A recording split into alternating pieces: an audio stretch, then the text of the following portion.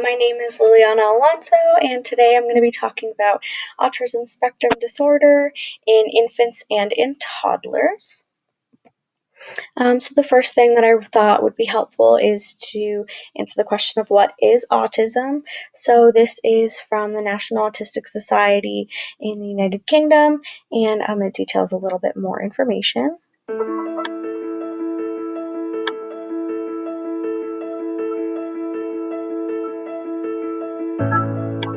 Autism is a lifelong disability which affects how people, like me, communicate and interact with the world. There are about 700,000 adults and children on the autism spectrum in the UK.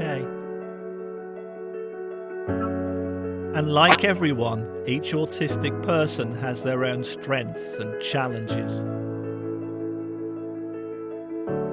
But all of us have difficulties with communicating and interacting with other people. This could mean not speaking at all, needing longer to process information, or not understanding facial expressions. We also engage in repetitive behaviour, doing or thinking the same thing over and over. This is sometimes for fun, and sometimes to help deal with our anxiety. People on the autism spectrum can also find unexpected changes, however small, very distressing. And then there is sensory overload, where noise, smells, touch, and bright lights become very painful and overwhelming. All these challenges can make the world feel very scary and hard to understand, and sometimes send us into physical and emotional meltdowns or shutdowns. It is very important that autistic people get help from an early age. But life can become very difficult if children or adults don't get the right support or understanding. Autistic children are 3 times more likely to be excluded from school. Only 1 in 6 autistic people in the UK have a full-time job. And over a third of autistic adults have reported serious mental health problems. The National Autistic Society is the UK's leading charity for autistic people. Since 1962, we have been changing society's attitudes and transforming individuals' lives. We want to create a society that works for autistic adults and children, and with your help, we can.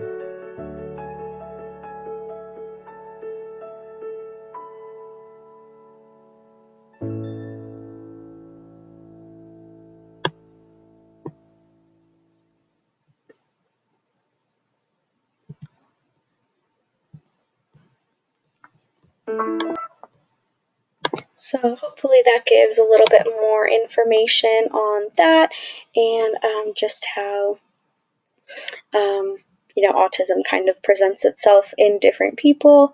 And then I also went ahead and went into the textbook and just took some of the more applicable aspects of autism spectrum disorder for younger children. So not so much of a heavy focus on their presence in the educational setting, because usually infants and toddlers are not in traditional education. They might have some sort of daycare or babysitting, but they're not doing such structured learning at a young age. So students, or children in this case, might lack appropriate social responsiveness from an early age, and those can continue as they grow, and they may seem like they're unaware of other people's feelings, or not seeking interactions with others. They might avoid physical and eye contact. They might have unusual language patterns, which something I will address a little bit later, but part of those language pattern concerns for younger children are if they're nonverbal, or if their speech is not on par with the age group that they're at the time.